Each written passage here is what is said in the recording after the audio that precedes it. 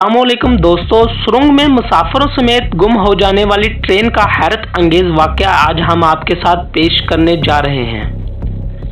ये बात है 14 जून 1911 में रोम से जनेटी नाम की एक ट्रेन चली, जिसमें तकरीबन 106 मुसाफिर मौजूद थे जो सैरो सेहत के लिए इस ट्रेन पर चढ़े। इस ट्रेन की मंजिल यूं तो पास का एक ही हिल स्टेशन था, लेकिन ट्रेन के चलने से पहले तक ये बात कोई नहीं जानता था कि लोग ऐसे सफर पर जा रहे हैं कि जिसकी ना कोई मंजिल और ना कोई इख्तिताम था।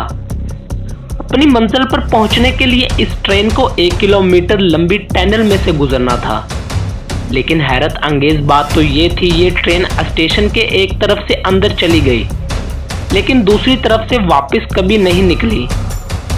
पहले तो लोगों को लगा कि शायद वो ट्रेन टनल के अंदर फंस गई होगी, या फिर ट्रेन में कोई खराबी होने की वजह से ये ट्रेन बाहर तक नहीं पहुंच पाई होगी। अपने इसी ख्यालात के साथ रोम पुलिस के कुछ लोग इस ट्रेन का पता लगाने के लिए टनल में दाखिल हुए। जैसे जैसे वो लोग टनल के अंदर दाखिल होते गए और आगे बढ़ते गए, वैसे वैसे लोगों का डर और तजस्सुस बढ़ता चला गया, और देखते ही देखते ये लोग इस टनल की दूसरी तरफ से बाहर निकल आए। लेकिन 14 जून को चलने वाली इस ट्रेन का कोई अता पता नहीं था। इस हादसे से सब लोग दंग थे कि आखिर इतनी बड़ी ट्रेन टनल में से कहां और कैसे गायब हो गई। इस ट्रेन से जुड़े राज को अभी तक कोई नहीं जान पाया था। तभी रोमन रेलवे के पास 2 लोग आए। इन दोनों ने बताया कि वो दोनों भी इसी ट्रेन के मुसाफिर हैं, लेकिन इस ट्रेन के टनल में घुसने से पहले ही वो दोनों इस ट्रेन से कूद गए थे। इन दोनों ने बताया कि ये दोनों ट्रेन की छत पर थे, और जब ये ट्रेन टनल में दाखिल हुई थी तो तभी इन्हें धुएं की तरह कोई गुबार नजर आया था, और इन्होंने समझा कि शायद ट्रेन किसी हादसे का शिकार हो गई है। इसलिए इन दोनों ने ट्रेन के टनल में दाखिल होने से पहले ही छलांग लगा दी थी। ये दोनों मुसाफिरों के इस बयान ने ट्रेन से जुड़े राज को और भी ज्यादा हैरानकुन और मुतजस्सिस बना दिया था। फिर इसके बाद रोमन रेलवे ने इस टनल को दोनों तरफ से हमेशा के लिए बंद कर दिया था। ट्रेन के मुसाफिरों में से एक मुसाफिर के रिश्तेदारों को 1926 के आरटीवी कार्ड में एक ऐसी रिपोर्ट मिली जिसे जानकर सभी हैरान रह गए। इस रिपोर्ट के मुताबिक 1845 में मैक्सिको एक पागल खाने में एक साथ 104 लोगों को भर्ती किया गया था।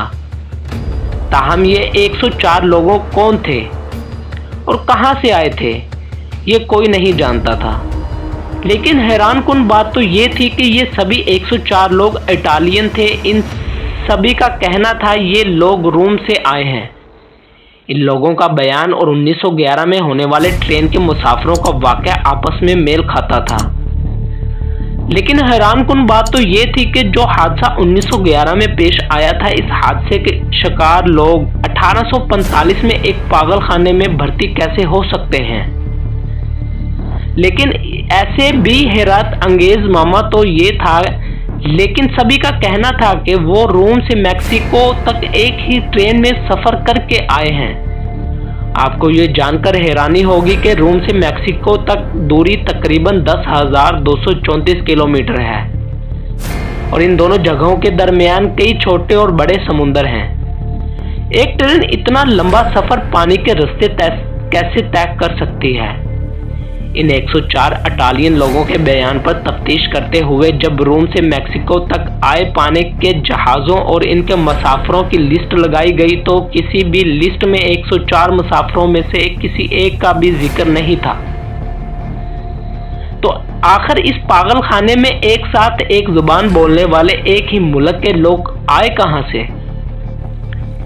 इन इटालियन लोगों में से एक शख्स के पास एक टोबैको बॉक्स भी मिला, जिस पर कंपनी के ऊपर 1907 भी लिखा था। इस बॉक्स को आज भी मैक्सिको ने जब्त कर रखा है। तो सवाल ये पैदा होता है कि आखिर वो पुरस्कार ट्रेन टनल से गायब कहां हो गई। आज तक एक पहेली बनी हुई है, लेकिन इस घोषित ट्रेन को आज तक बहुत बार रूस, इंडिया, जर्मनी, इटली और रोमानिया के कई हिस्सों में देखा गया है। सभी लोगों का कहना है कि इन्होंने ट्रेन को देखा था वो अचानक इनके सामने नमूदार हुई थी और इस ट्रेन में 3 डब्बे थे जो एक लोहे के लंबे मोटे पाइप से आपस में जुड़े हुए थे। इससे ये बात साफ ज़ाहिर है कि अलग अलग जगहों पर देखी गई ये अचानक नमूदार होने वाली ट्रेन एक ही थी। 1991 में पलतवा में जब इस घुसट ट्रेन को देखा गया तो वहां मौजूद एक तफ्तीशकार इस ट्रेन में चढ़ गया और हमेशा हमेशा के लिए गायब हो गया और आज भी इस इन्वेस्टिगेटर की तलाश जारी है।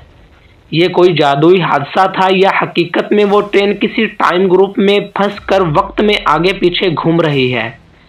ये कुछ ऐसे सवाल हैं जिनका जवाब कोई साइंसदान हो या कोई आम इंसान किसी के पास नहीं है।